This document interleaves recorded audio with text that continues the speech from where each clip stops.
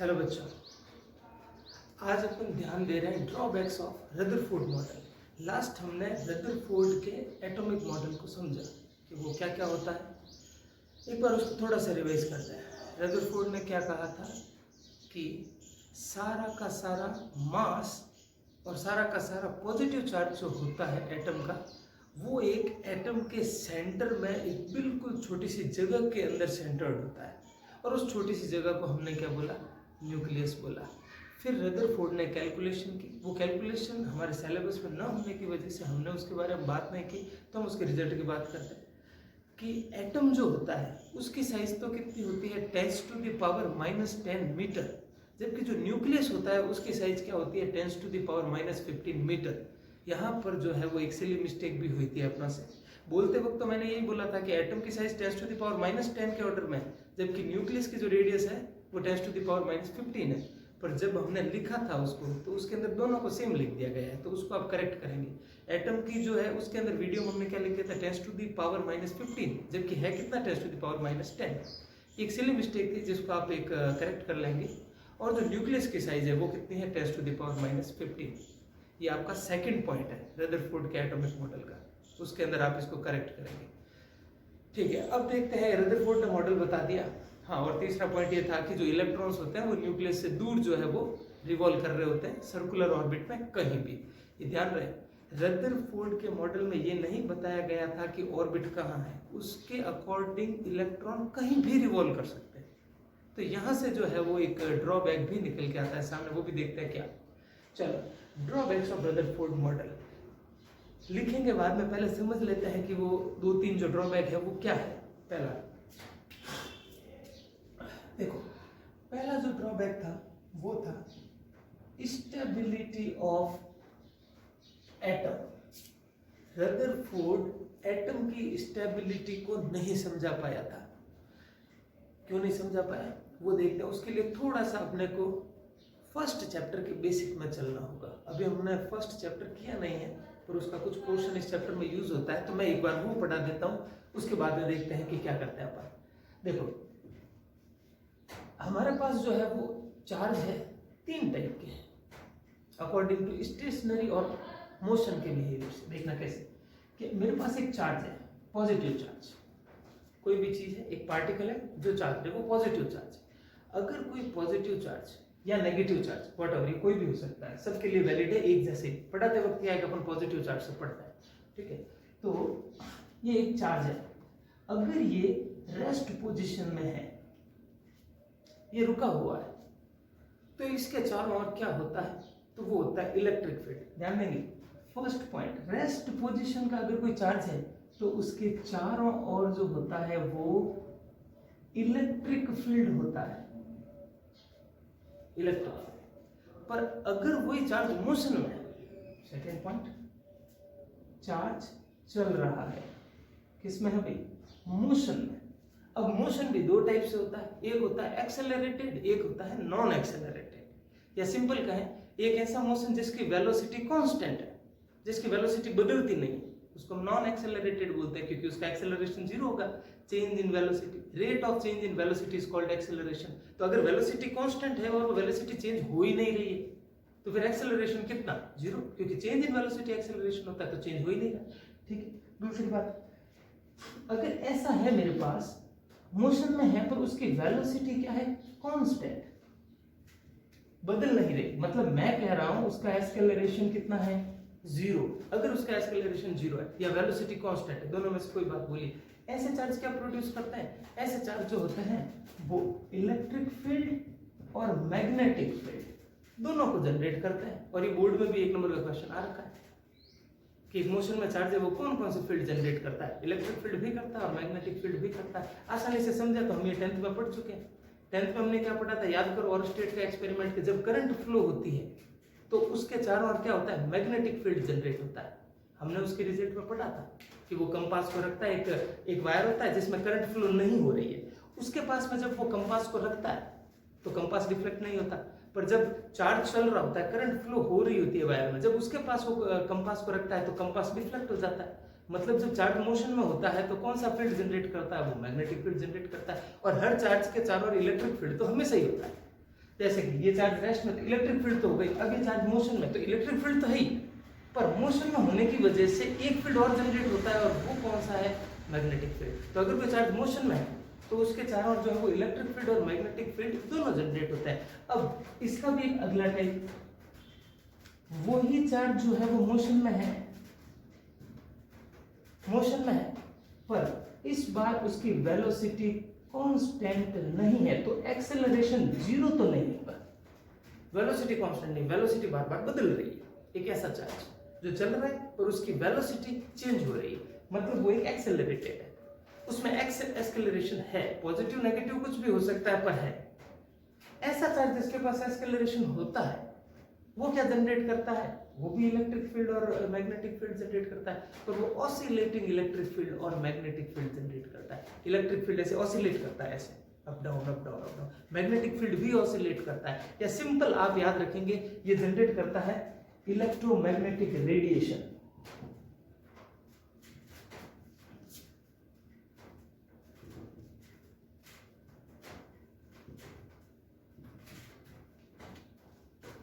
Electromagnetic radiation, सन से आने वाली जो लाइट है ये भी एक इलेक्ट्रोमैग्नेटिक रेडिएशन है। तो याद रखने का तरीका, हमारे पास अगर कोई एक एस्केलरेटेड चार्ज है जिसमें एक्सेलरेशन है तो वो क्या जनरेट करेगा, वो इलेक्ट्रोमैग्नेटिक रेडिएशन की फॉर्म में लाइट जनरेट करेगा। हम ये कह सकते हैं लाइट जो होती है वो एक इलेक्ट्रोमैग्नेटिक रेडिएशन ही है, तो आप समझिए कि लाइट जनरेट कर रहा है, आसान तरीका।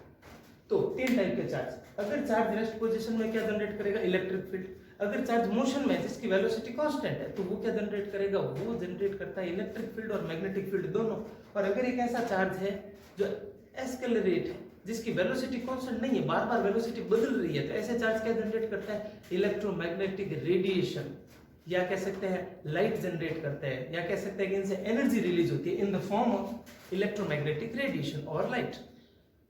तो ये थी कुछ बेसिक बातें चार्ज के बारे में कि तीन टाइप के चार्ज होते हैं। ये आपको पूरी फिजिक्स के दौरान याद रहना चाहिए, इसके बारे में क्वेश्चन आता है, ठीक है।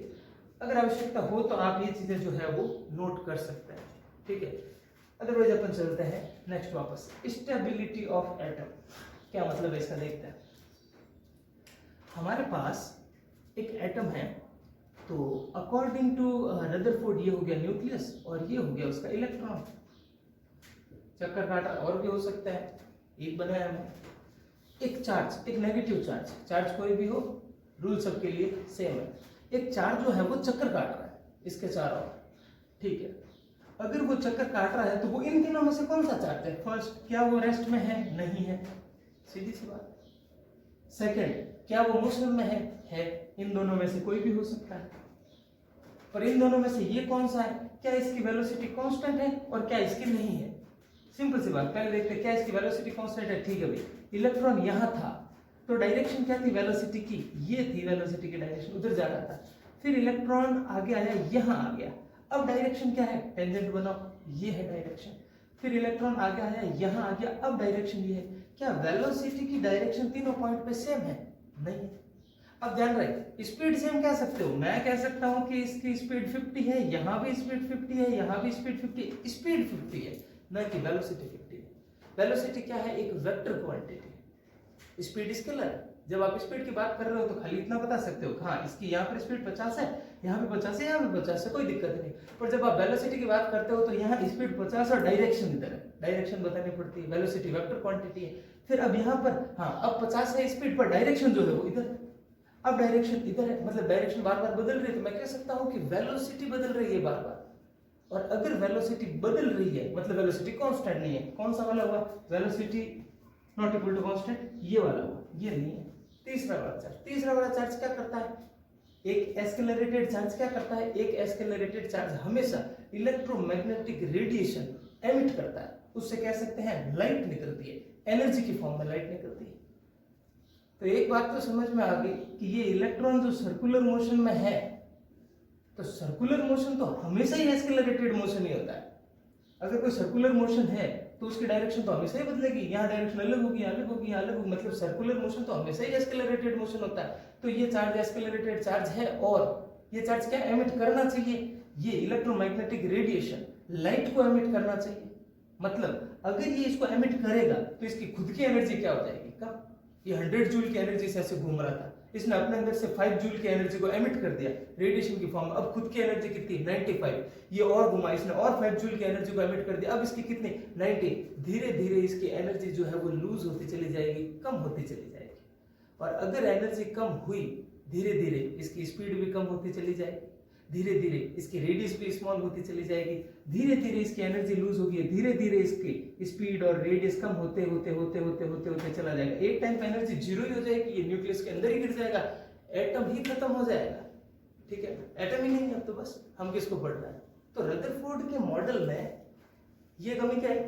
स्टेबिलिटी ऑफ एटम, कि अगर इलेक्ट्रॉन चारों ओर रिवॉल्व करेगा तो इलेक्ट्रॉन है सर्कुलर मोशन। सर्कुलर मोशन कौन सा होता है? एस्केलरेटेड मोशन होता है। उसमें क्या होता है? उसमें चार्ज इलेक्ट्रोमैग्नेटिक रेडिएशन की फॉर्म में एनर्जी एमिट करता है। एनर्जी एमिट करेगा तो क्या होगा? खुद की एनर्जी कम हो जाएगी।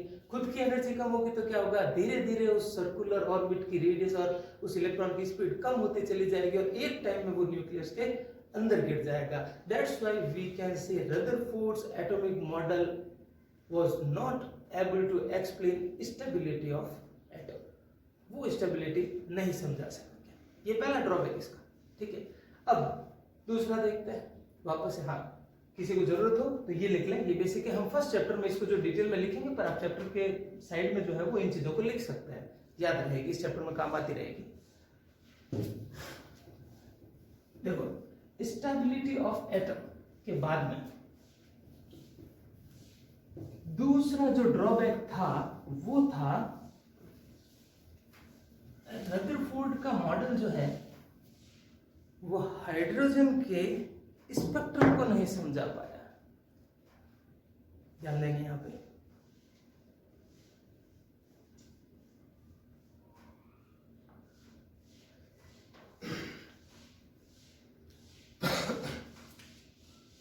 देखिए जो है वो स्पेक्ट्रम को नहीं समझा पाया। थोड़ा ध्यान देते हैं स्पेक्ट्रम के ऊपर। पहले क्या है स्पेक्ट्रम?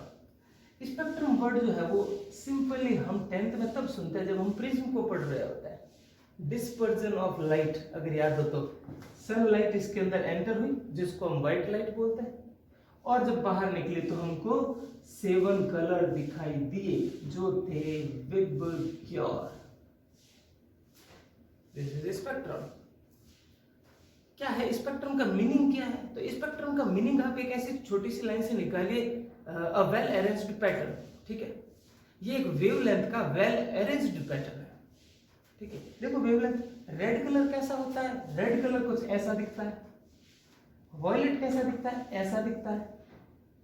देखो इसकी वेवलेंथ ज्यादा, इसकी वेवलेंथ बहुत कम। वेव की लेंथ, दो क्रेस्ट के बीच की लेंथ, ये रेड की बहुत ज्यादा। ऑरेंज पे आओगे तो ये थोड़ी कम हो जाएगी, येलो पे और कम हो जाएगी, और कम हो जाएगी, सबसे कम किसकी? वॉयलेट की। तो अगर अपन ऐसे नीचे से ऊपर जाएंगे तो वेवलेंथ जो है वो इंक्रीज होगी, या ऐसे या ऊपर से नीचे होगा तो डिक्रीज होगी। मतलब ये जो विबग्योर है ये ऐसे नहीं है कि कुछ भी हमने बीच में से उठा के रख दिया, ये असेंडिंग या डिसेंडिंग ऑर्डर के अंदर अरेंज किया हुआ है। तो ये स्पेक्ट्रम है, बस इसी को स्पेक्ट्रम समझा कि वेवलेंथ है, कुछ लाइनें हैं, कुछ वेवलेंथ है जो अरेंज की गई है असेंडिंग या डिसेंडिंग ऑर्डर में। ठीक है, तो उस कॉम्बिनेशन को स्पेक्ट्रम बोलते हैं। This is spectrum. ऐसे स्पेक्ट्रम हमने और भी पढ़े, तरीके अलग थे।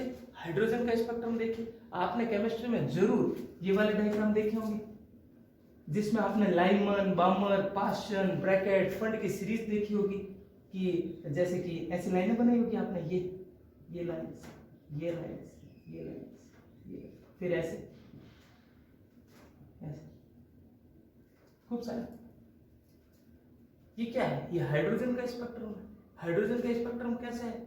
हाइड्रोजन एटम से भी जो है वो वेवलेंथ एमिट होती है। हाइड्रोजन एटम से वेवलेंथ एमिट होती है, हमने उनको नोट किया कितनी कितनी होती है।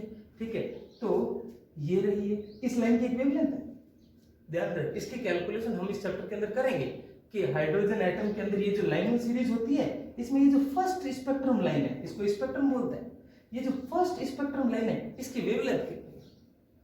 ठीक है, हम निकाल सकते हैं कि अगर हाइड्रोजन एटम यहां से फर्स्ट सेकंड से फर्स्ट में आए, सेकंड ऑर्बिट से फर्स्ट ऑर्बिट में आए तो कितनी वेवलेंथ एमिट होगी। तो हम इसकी वेवलेंथ निकाल सकते हैं, हम इसकी भी निकाल सकते हैं, इसकी भी निकाल सकते हैं, सबकी निकाल सकते हैं। तो ये सब वेवलेंथ अरेंज की हुई है।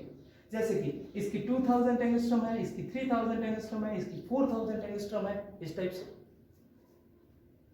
तो ये क्या हुआ? स्पेक्ट्रम। इसमें वेवलेंथ को अरेंज किया हमने इन लाइन से। इन लाइंस को हम क्या बोलते हैं? स्पेक्ट्रल लाइंस बोलते हैं। ये हाइड्रोजन एटम की है, सिर्फ हाइड्रोजन की है, फिलहाल ध्यान रखें, या हाइड्रोजन के जैसे कुछ दूसरे आइटम, बात करेंगे उनके बारे में बोर मॉडल में। पर फिलहाल ये स्पेक्ट्रम है जिसमें हमने वेवलेंथ को अरेंज किया। अब रदरफोर्ड का यहाँ पर क्या ड्रॉबैक आता है कि रदरफोर्ड इस स्पेक्ट्रम को नहीं समझा पाया। ध्यान दें आप, रदरफोर्ड इसको नहीं समझा पाया। क्यों नहीं समझा पाया? कि उसके अकॉर्डिंग जो स्पेक्ट्रम होना चाहिए वो कंटिन्यूअस होना चाहिए, जबकि ये कैसा है? ये डिस्क्रीट है। देखो, कंटिन्यूअस और डिस्क्रीट का क्या मतलब होता है कि जैसे कि यहाँ पर इस लाइन का लैम्डा कितना आया? 2000 एंगस्ट्रॉम, एक एग्जांपल कि 2000 एंगस्ट्रॉम आ गया।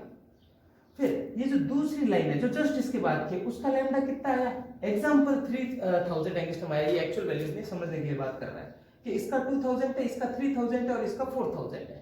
अब मैं पूछूं कि इस एंगस्ट्रॉम में जो है वो 2000 और 3000 के बीच में कोई लैम्डा है क्या? नहीं। पहली लाइन का 2000 और दूसरी लाइन का 3000 है। 2000 और 3000 के बीच की कोई वैल्यू एग्जिस्ट कर ही नहीं रही। तो जिसके अंदर इस टाइप से हो कि 2000 है, फिर सीधा 3000 है, फिर सीधा 4000 है, तो ये एक डिस्क्रीट स्पेक्ट्रम है। ठीक है, छोड़ के, स्लॉट छोड़ के। पर अगर मैं ये कहूं एक ऐसा स्पेक्ट्रम जिसमें 2000 भी है, 2001 भी है, 2002 भी है, 2003 भी है, 2999 और 3000 सब है, हर वैल्यू एग्जिस्ट कर रही है, तो इसको क्या बोलेंगे? कंटिन्यूअस। रदरफोर्ड के अकॉर्डिंग स्पेक्ट्रम कंटिन्यूअस होना चाहिए, जबकि ये बोर ने बताया था, ये लैब में मिला और ये सही है कैसा? डिस्क्रीट है, या फिर इसको हम लाइन स्पेक्ट्रम भी बोलते हैं। इसको रदरफोर्ड नहीं समझा सकता, ये डिस्क्रीट पैटर्न है, जबकि रदरफोर्ड के अकॉर्डिंग कैसा होना चाहिए? कंटिन्यूअस। अब क्यों होना चाहिए रदरफोर्ड के अकॉर्डिंग कंटिन्यूअस? क्योंकि रदरफोर्ड ने ये कहा था इलेक्ट्रॉन कहीं भी घूम सकता है। अब बोर के अंदर तो ये चलो डिस्क्रीट हो गए, बोर मॉडल समझेंगे तब पता लग जाएगा कि बोर इस चीज को कैसे समझा पाया। रदरफोर्ड ने क्या कहा कि इलेक्ट्रॉन यहाँ घूम रहा है, ओके घूम सकता है। इलेक्ट्रॉन जस्ट थोड़ा सा ऊपर यहाँ भी घूम रहा है, यहाँ भी घूम सकता है। इलेक्ट्रॉन यहाँ भी घूम सकता है, यहाँ भी घूम सकता है, कहीं भी घूम सकता है इलेक्ट्रॉन। तो चलो, ये लैम्डा, लाइट कब निकलती है? तो उसके लिए थोड़ा बहुत अगर याद हो तो, नहीं तो थोड़ा सा ध्यान में, आगे ये डिटेल में बोर मॉडल में आएगा। जब भी कोई इलेक्ट्रॉन, जैसे कि अभी यहां पर है, ठीक है, आप इसको ऐसे भी समझ सकते हैं, ये एक इलेक्ट्रॉन यहां है, इसकी एनर्जी है 10 जूल। यहां जो इलेक्ट्रॉन घूमते हैं उनकी एनर्जी है 20 जूल। अब ये 10 जूल वाला इलेक्ट्रॉन है, बाहर से इसको एनर्जी दी हमने 10, तो इसकी भी कितनी हो गई? 20, और ये इलेक्ट्रॉन यहां चला गया ऊपर। 10 जूल की एनर्जी लेके इलेक्ट्रॉन अपनी एक्साइटेड स्टेट में चला गया, पर ये नैनो सेकंड में ही वापस आ जाता है। तो जब वापस आएगा 10 वाली जगह पे, अभी तो कितने 20, इसको यहां आना है 10 में, तो 10 छोड़ना पड़ेगा। 10 जूल की एनर्जी अगर इलेक्ट्रॉन ऊपर लेके गया था, तो जब वापस आएगा तो 10 जूल की एनर्जी को एमिट भी करना पड़ेगा। उसी को तो हमने बोला था इलेक्ट्रोमैग्नेटिक रेडिएशन, कि जब भी इलेक्ट्रॉन, अब देखो यहाँ पर थोड़ा सा ऐसे ध्यान रखें कि जब भी एक इलेक्ट्रॉन हाई एनर्जी लेवल से लो एनर्जी लेवल में आता है तो वो रेडिएशन एमिट करता है। हम कह सकते हैं लाइट एमिट करता है, फोटोन एमिट कर सकता है, ठीक है, इलेक्ट्रोमैग्नेटिक रेडिएशन एमिट करता है, खूब सारे नाम दे सकते हैं। तो यहाँ पर एनर्जी रिलीज कर रहा है ये इलेक्ट्रोमैग्नेटिक रेडिएशन की फॉर्म, ठीक है। तो जब भी इलेक्ट्रॉन हाई टू लो आएगा रिलीज करेगा, ठीक है। अब रदरफोर्ड के मॉडल और बोर मॉडल के अंदर थोड़ा सा कंपेयर करते हैं। देखो, बोर ने तो ये कहा था कि इलेक्ट्रॉन यहां घूमेगा और उसके बाद में सीधा यहां घूमेगा, समझ रहे हो बात को? बोर ने ऑर्बिट बताया थे, याद हो अगर थोड़ा बहुत केमिस्ट्री से, तो बोर के अकॉर्डिंग इलेक्ट्रॉन जो है वो कहीं भी नहीं घूमता, कुछ फिक्स स्पेशल स्टेशनरी ऑर्बिट होता है कि एक ऑर्बिट यहाँ है और एक यहीं है। ऐसे नहीं है कि यहाँ इलेक्ट्रॉन घूम रहा है, ऐसा नहीं हो सकता। ये बोर ने अपना मॉडल बताया था, पर रदरफोर्ड के मॉडल में इलेक्ट्रॉन कहीं भी घूम सकता है। मतलब अगर मान लीजिए यहां से ये यूं है, यहां से इलेक्ट्रॉन यहां आया तो 2000 रिलीज हो रहा है, और यहां से यहां आया तो 3000 रिलीज हो रहा है। तो ये 2000 की एक लाइन बना दी, ये 3000 की लाइन बना दी। एक सिंपल वे में समझने की कोशिश कर रहा है इसको। पर रदरफोर्ड के मॉडल में क्या हो रहा है कि एक इलेक्ट्रॉन इसमें है, उसको थोड़ी सी एनर्जी मिली। अब इसमें ऐसे नहीं होता कि यहां इलेक्ट्रॉन है कि इसको थोड़ी सी एनर्जी मिली और ये इधर यहाँ चला गया, नहीं, सफिशिएंट एनर्जी होगी तब वो यहाँ से यहाँ जंप करेगा। इसमें तो क्या है, थोड़ी सी एनर्जी मिलते ही ऊपर जंप कर जाएगा, क्योंकि ऑर्बिट तो हर जगह है इसके मॉडल में, ऐसा थोड़ी है कि सिर्फ यही है सिर्फ ये, हर जगह है, कहीं भी जा सकता है। तो इलेक्ट्रॉन थोड़ा सा ऊपर उठेगा और जैसे ही वापस नीचे आएगा कि वो थोड़ी सी जो है वो वेवलेंथ रिलीज कर देगा, मतलब इसने 2000 रिलीज किया, समझ लो। अगर उससे थोड़ा सा ऊपर जाके आया तो 2001 भी रिलीज किया, अगर उससे थोड़ा सा और ऊपर जाके नीचे आया तो 2002 भी रिलीज किया, 2003 भी रिलीज किया, सब रिलीज करेगा ये तो। मतलब आपको 2000 और 3000 के बीच की हर वैल्यू मिल जाएगी। पर लैब के अंदर जब अपन स्पेक्ट्रम का पैटर्न बनाते हैं, जो प्रैक्टिकल रिजल्ट है उसके अंदर ऐसा नहीं होता। उसके अंदर हमको कुछ डिस्क्रीट वैल्यूज मिलती है, छोड़ छोड़ के, कि 2 के बाद में सीधी 3 है, 3 के बाद में सीधी 5 है, ऐसी वैल्यूज मिलती है। हमें हर वैल्यू नहीं मिलती, कंटिन्यूअस नहीं है स्पेक्ट्रम।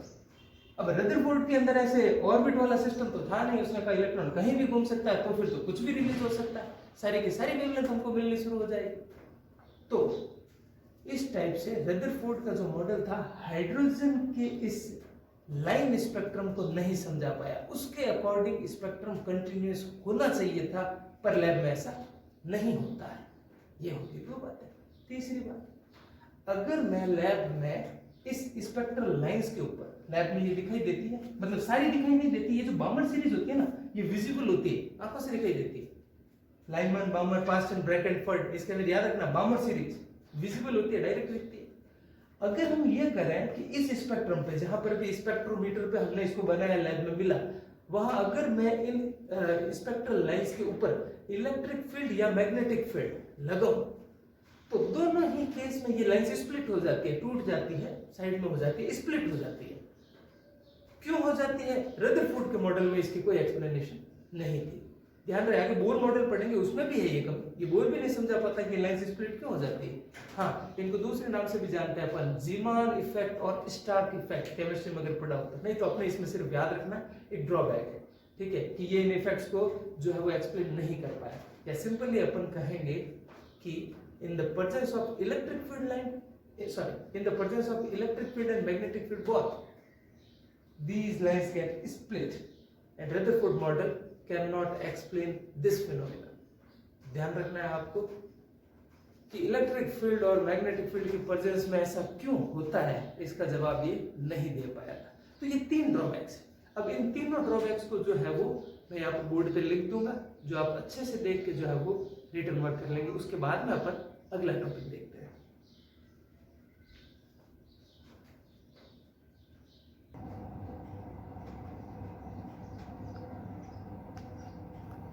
ये रदरफोर्ड का फर्स्ट ड्रॉबैक है, जिसको आप पॉज करके रिटर्न कर लेंगे।